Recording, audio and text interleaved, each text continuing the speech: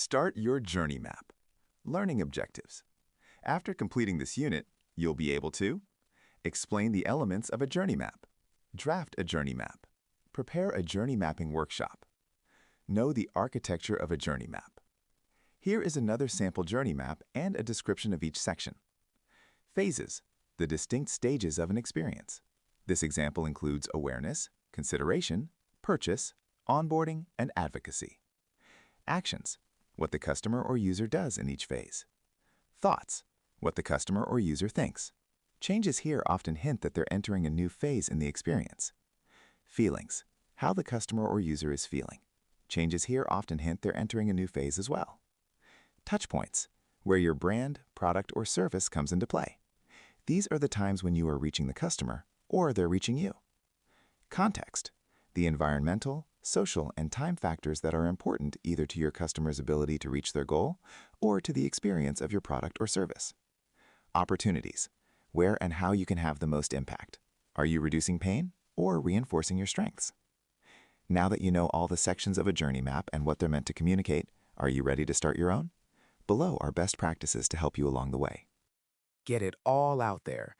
While you know the structure of a journey map, it helps to get your ideas out of your head and on paper before trying to fit them into one section or another. Use your customer research and try mapping out the phases of your customer's process using sticky notes. Go step by step and write each activity and decision point on individual notes.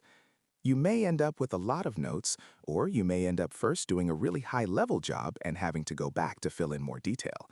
This is all okay. The first stage is about getting all your ideas out there. Group activities into phases. Group activities into phases based on mindset or context change. However, if you know the phases a user goes through, you can begin with those and break down the activities within each phase. You'll have the same desired results no matter where you start. To help with this process, you can color code your notes for clarity. For example, use yellow notes for actions and green for phases, so you can understand the hierarchy of information at a glance. Before you get carried away building out the entire journey map yourself, now's a great time to pull in more people. Enlist co-creators. Remember that many teams make an impact on the customer at different points in their interaction with your company. This makes it important to select a diverse group of colleagues that will bring different perspectives to your solution. Ultimately, you'll want the final journey to resonate widely within your organization. Who to invite to the journey mapping workshop.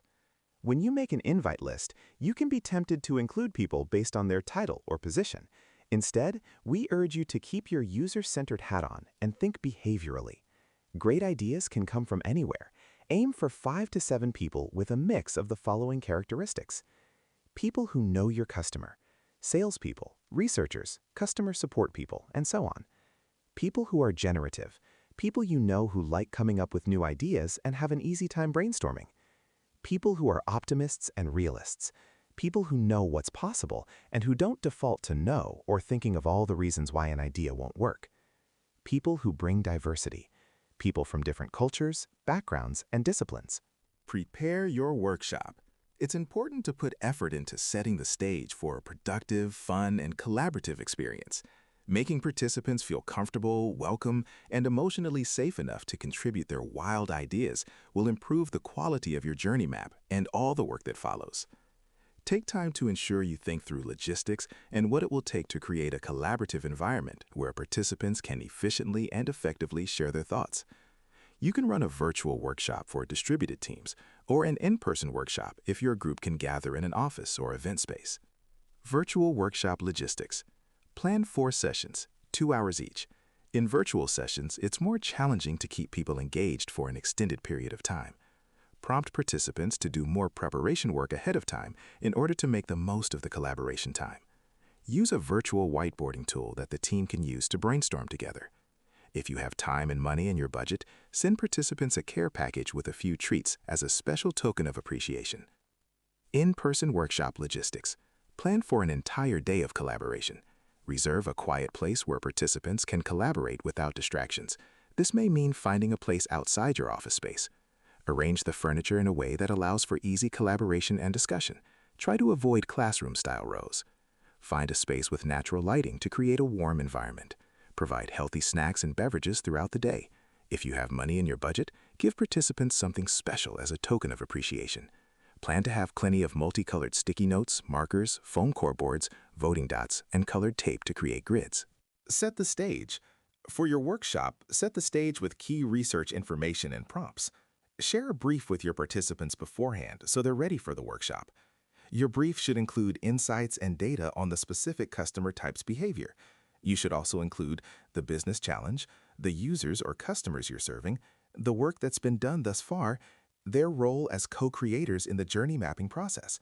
Whether you're meeting in person or virtually, you want to have a set of boards that you can use as a shared workspace.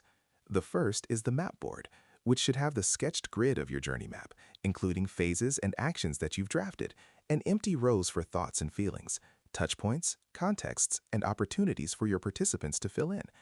The remaining boards are used to drill down into each section. This allows participants to see how their input will be used. In the next unit, you go through the steps of running a journey mapping workshop and developing the final draft of the map itself.